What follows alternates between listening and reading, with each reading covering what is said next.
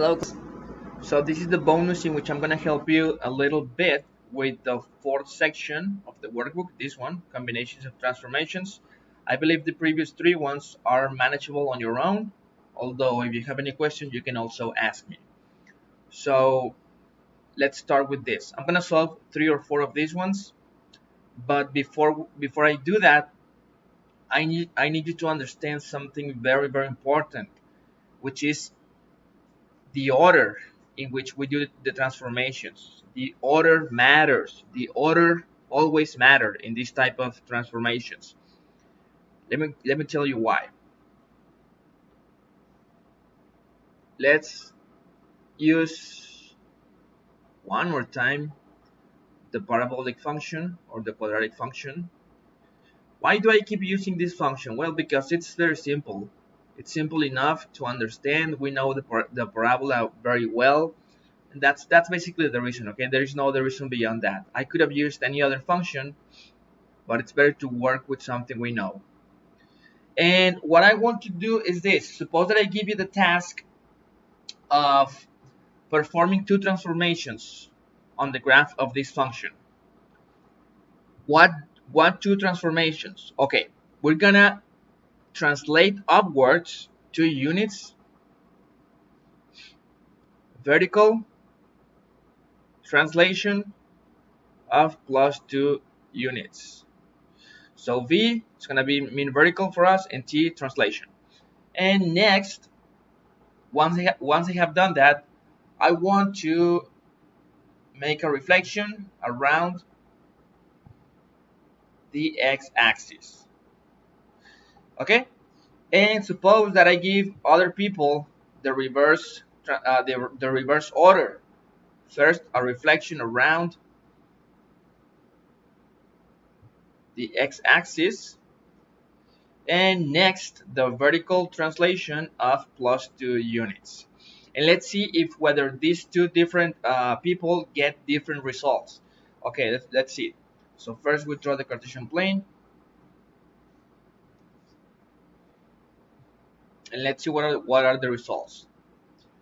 So first, remember this is my parent function, and I'm gonna first translate it vertically, plus 2 units.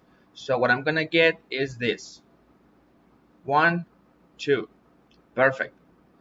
And after that, once this is done, the next transformation is a reflection around the x-axis. What's going to happen? This thing is going to happen, right?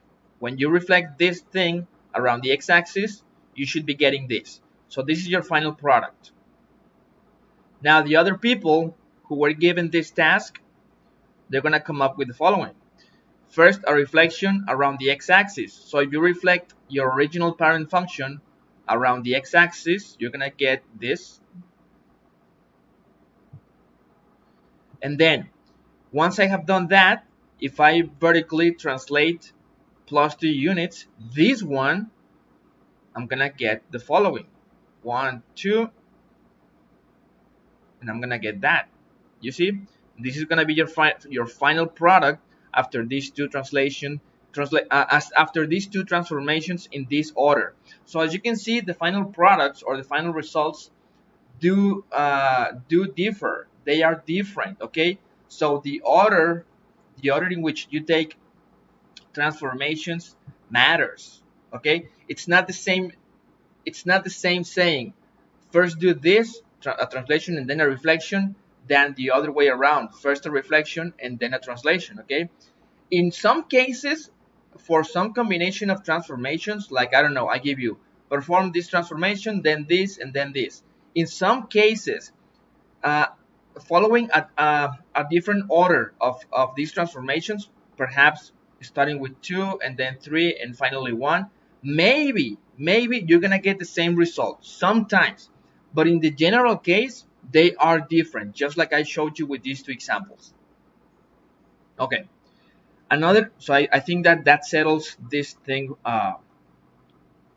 from now on. Next, let's consider the stretches. And I want to clarify something very important. Okay, you may get the idea that what a stretch does is just making the graph of the function bigger. Okay, in the following sense, let me give an example. Let's consider a horizontal stretch. For what function? For the following.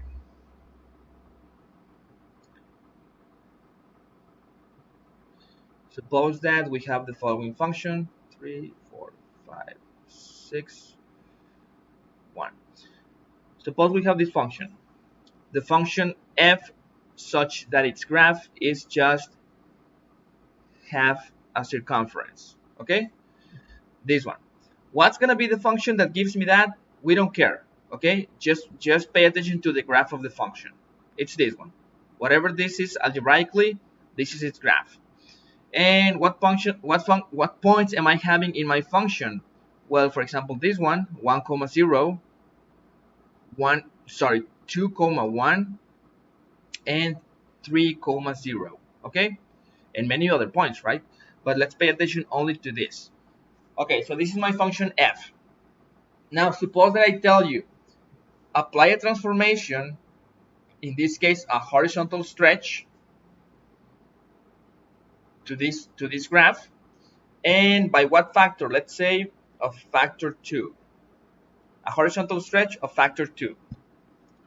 Okay, some people are gonna make this error. They're gonna think that what this transformation does is simply make this figure as twice as big. Okay, twice as big. So for example, they're gonna think that's what's gonna happen is this. I'm sorry, they're gonna think that the horizontal stretch is gonna make this figure twice as big in the horizontal axis only, because we're talking about horizontal stretch. Okay, so these people are gonna fall for this. They're gonna say, okay, this transformation is gonna produce this new function. Okay, because I'm making this circle twice as big in the horizontal axis. Okay, and that's wrong. That would be wrong. Why? Because we have to understand what a stretch does, and in this case a horizontal stretch, but it's the same for vertical stretch. Okay, what a stretch does is the following. In this case, if we're talking about horizontal stretch of factor 2, what we are doing is basically looking at all of these points that comprise my original function, and we just care about its x coordinates only, and we're multiplying those x coordinates by 2. That's all this transformation is doing. So for example, look at this point. What x coordinate does it have? 1, right? So this transformation is going to multiply that 1 times 2 only, and therefore this transformation is going to move this point towards this other one. It's going to transform it into this other point. Okay, before transformation you have this, after transformation you have this point. Now what's going to happen to this point? What is the x coordinate of this point? It's 2. Multiply that by 2 because that's your factor, and you're going to get 4, right? So this point will be moved or translated or transformed into this other point before transformation and after transformation. So as you could see, different points are gonna be moving by different distances, because the lesser the x coordinate you have, the less it will move, because we're multiplying. Okay, if your x is close to the y-axis, the transformation is not gonna be as significant as when you have greater x's. For example, for x equals 1, look at how much this point moved, just 1 unit. But for x equals 2, for this point, look at how much this point moved. It moved 2 units. Can you see that? Now what's going to happen to this point? What is the x coordinate of this one? 3, clearly. Now let's multiply that 3 by 2. We're going to get 6. So it's going to be 1, 2, 3, 4, 5, 6. This point is going to end up in here after the transformation. You see? And it got affected even more. You see, the distance that this point was displaced along the x-axis was 3 units. You see? So if we did the same for all of these points in between, what we're gonna get is this transformation. The final product will look like this. Okay, so let me erase these things. There you go. You see, the horizontal stretch of this function, of this graph, is gonna look like this. Okay, and previously I said that some people were gonna think, okay, we're talking about a horizontal stretch of factor 2 for this function. That means that my transformation is gonna look just twice as big as this in the horizontal axis. So it's gonna look like this. Okay, and that would be a mistake. This is a mistake. This is going to be your final product. You see? So understand what stretches do. Horizontal stretch, just look at all your points in your parent graph and multiply only the x coordinates by whatever factor you have. And the same works for vertical stretches. Look at the y coordinates of your original function and multiply those y coordinates only by whatever factor you have. Okay? So I hope this clarifies a little bit more the concept of stretches. Okay, so with that in mind, now let's go to the fourth section of the workbook. I'm gonna solve four of them, number 5, 7, 8, and 15. So let's start with number 5. In number 5, you are given the following. The function f of x, which is equal to x, my linear function, very simple. And you are given the function g of x, which looks like this, minus 2x plus 3. Okay, and what you have to do in this section, in the fourth section? You need to write g as a series of transformations to this original function. So I think that in most cases, this is rather simple, the writing of g. For example, you can see immediately, right away, that this little part in here is actually f of x. You see? F of x is equal to x. So that's it, guys. G of x can be written as minus 2 times f of x plus 3. This is the first part of the whole work that we have to do. That's it. This is how I should write my function g of x. Minus 2 times f of x plus 3. Okay, now, what do I do with this now? I have to graph g.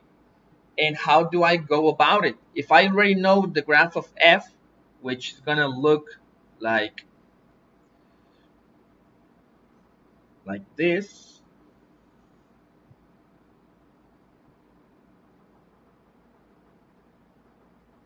right? Because it's my function f of x equals x. It's very simple to graph. This point is 1, 1. This point is 2, 2. This point here is minus 1, minus 1, and the same for the rest. So if I know the graph of this function, then how do I go about graphing the function of g without making use of software? Okay, let's see. First of all, what I need you to understand is that g is applying 2 transformations to f. No, three transformations. This little thing in here implies a vertical translation, right? This minus in here implies a reflection around the x-axis, and this little 2 in here implies a vertical stretch of factor 2, and the vertical translation was of 3 units, of plus 3 units. So when I go about drawing the graph of this function, when I go about drawing the graph of my new function g, how do I proceed? Like which one of these three do I do first? Is it gonna be the translation and then the reflection and then the vertical stretch, or what? In what order? Okay, like I said before, the correct way in which you have to proceed is going from stretches first and then reflections, and at the very end translations. Okay, this is the first order, second order, and third order, or the first. This is the hierarchy of order. Okay, so let's make this stretch. It's a vertical stretch of factor 2. So each of these points, I'm gonna look at these points, and I'm gonna just look at their y coordinates, and I'm gonna multiply those y coordinates by 2. So for example, look at this point. How is this gonna be transformed? It's gonna be multiplied by 2 in the y coordinates. So I'm gonna get this, right? What about this? What is its y coordinate? It's 2. Multiply that by 2 and you're gonna get 4, which is about here. Look at this point. Its y coordinate is 0. Multiply that by 2, you get 0, and you're gonna get this. The same for this, you're gonna get minus 2. The same for this, you're gonna get minus 4. I already this one is not gonna look good. Let's forget about this.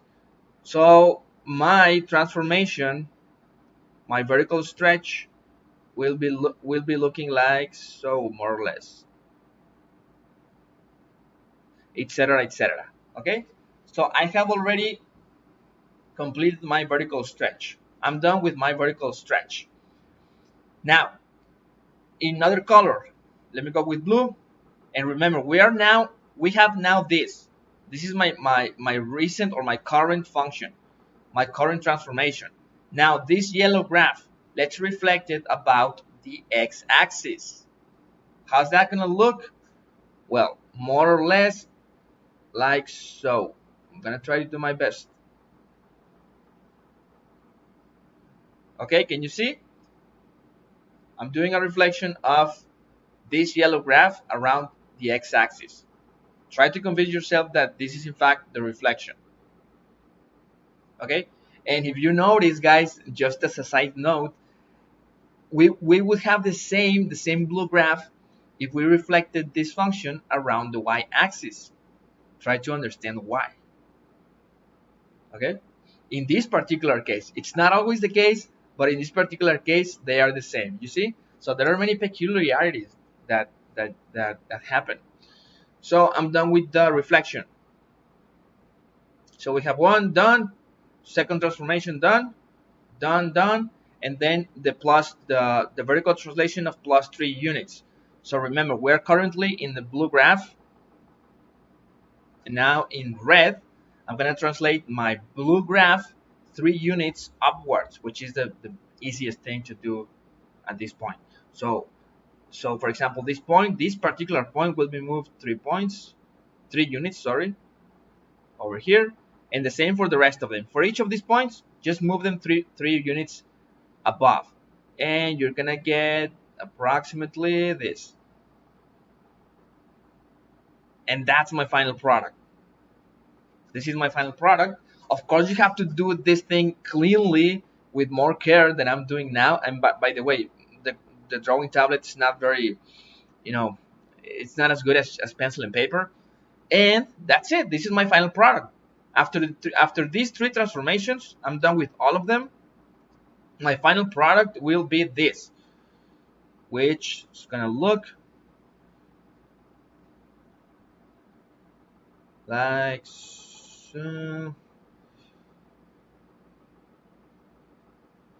so, okay, the red one. If I put this red graph over here, it's gonna look like this, more or less. Okay, it's just a rough sketch. Okay, so that's how this works, guys. First stretches, then reflections, and then translations.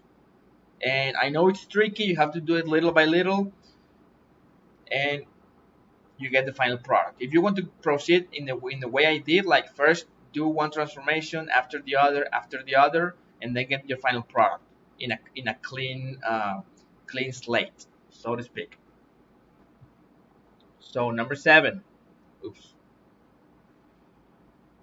Number 7 is f of x equals the square root of x, and my function g is minus the square root of 2x. So how can I write g as a series of transformations to f? Well, first, I look at it and I go, okay, this implies a reflection. I know that. And I'm multiplying the variable, you see, only the variable by 2. So this implies a horizontal stretch. A horizontal stretch of what factor? What factor? Of factor 1/2. Okay? When we multiply the variable, we're talking about horizontal stretches. Okay, so that's it. So basically, what we have to do is this. G of x is going to be equal to minus f of 2x. Why? Because if f of x is equal to the square root of x, then clearly f of 2x is going to be equal to the square root of 2x, right? It's like f of 3 is the square root of 3, f of whatever, f of triangle is equal to the square root of triangle, so f of 2x is equal to the square root of 2x, which is what we have in here, right? So all of this is f of 2x, and we just apply a minus. So that's it, guys. G of x is equal to minus f of 2x. And I know that when I multiply only the variable by for example in this case 2, that means a horizontal stretch of factor 1/2. 1/2. Don't confuse yourself. When you multiply the variable in here, when you multiply it by 2, that means a stretch of 1/2. When you divide it over 2, that means a horizontal stretch of factor 2. I know that can be kind of confusing. You have to get used to that. So I'm done with the writing. I already did the first thing. G of x is going to be minus f of 2x. Now, what does that mean when I'm going to graph g? What am I going to perform first? Because I'm talking about a reflection and a stretch of factor 1/2, I repeat. So the first thing you have to do is the stretch and then the reflection. I'm going to do it very quickly. This is the last one I'm going to explain in uh, more of it. So this one looks like this, and you can use software in order to grab these ones only. So it's gonna look like this. So first I'm gonna stretch it horizontally by a factor of 1/2. In other words, I'm gonna look at all the x coordinates of these points, and I'm gonna divide them over 2. Divide them over 2. So for example, this point divided over 2, I'm gonna get this point. This point, divide the x coordinate over 2, I'm gonna get half the distance, and the same for all of them. For this point, look at all this distance in the x-axis, divided over 2, you're gonna get this point. So your horizontal stretch of factor 1/2 is gonna look like this. And that is the first transformation you're doing. Okay? And now this is my current function. Now let's reflect it around the x-axis. So you're gonna get this. Okay? And this is going to be your final product. The graph of G, the graph of G, the graph of this is going to look like this. And I'm done. Let me jump straight away to the last one because I gotta go do some other things.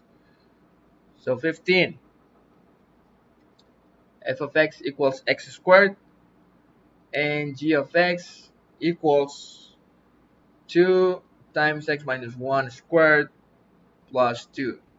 So one more time, how can I write g? How can I write all of this as a series of transformations to f, which is x squared? Okay, so basically, if you notice, if f of x is equal to x squared, then f of x minus 1 is equal to x minus 1 squared. And this little fella in here is in fact what you have in here. So this thing is, all of this thing is f of x minus 1. And that's what I had to do. You see, it's going to be 2, 2, all of this, which is all of this, which is all of this, and the plus 2 at the end. And I'm done. That's the first step. Rewrite G as a series of transformations to f. What are those transformations? Let's see. We have vertical translation of plus 2 units. What is this? Vertical stretch of factor 2.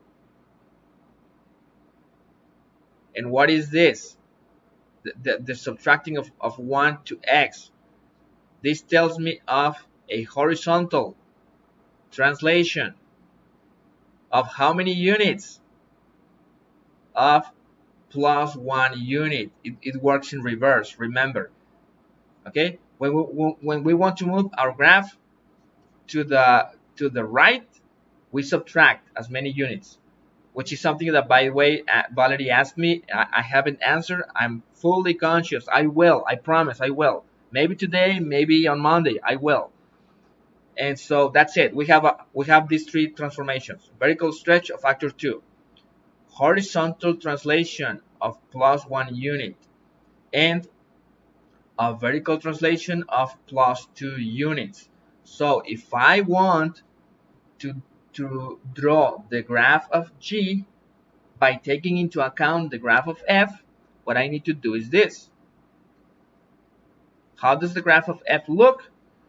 It looks like this, as we know. There it is. Now, by taking into account this graph, my parent graph, how does the graph of G will look? Which one of these three am I going to perform first? First stretches, then reflections, then translations. Do we have a stretch? Yes, by a factor of 2, and it's a vertical stretch. So you're going to get this.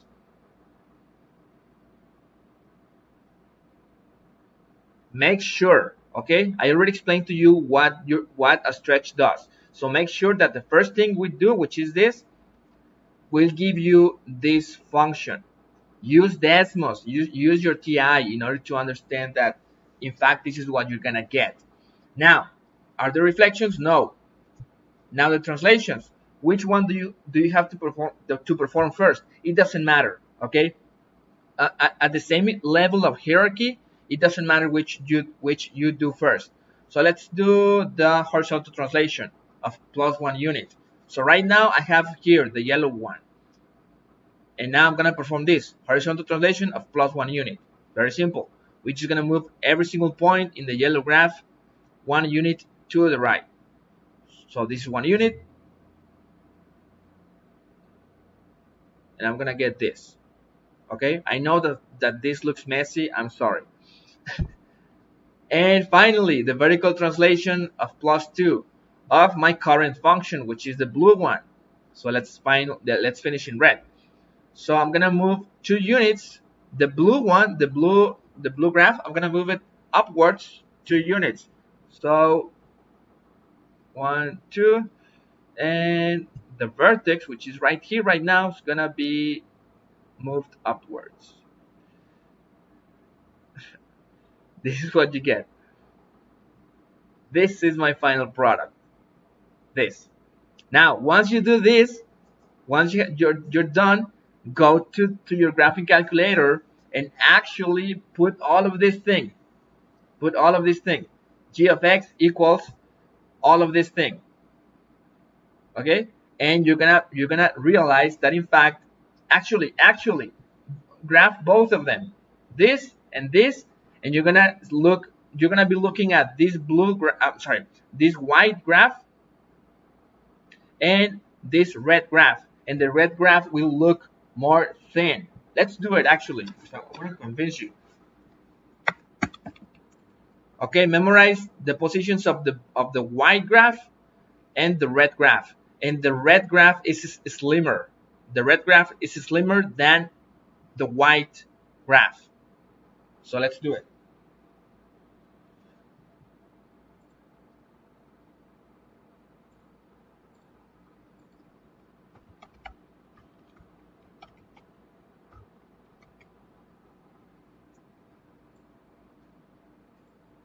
Okay, that's my parent function. And now G.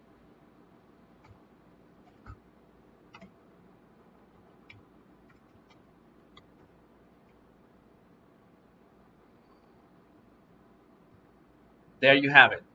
Okay, there it is. Can you see? It's this new G, the transform, the final transform function is thinner or slimmer in the x-axis. It looks slimmer. Okay, so contrast this to what I said a minute ago with my drawing. Oh my god. Okay, you get the idea. Look, original and final.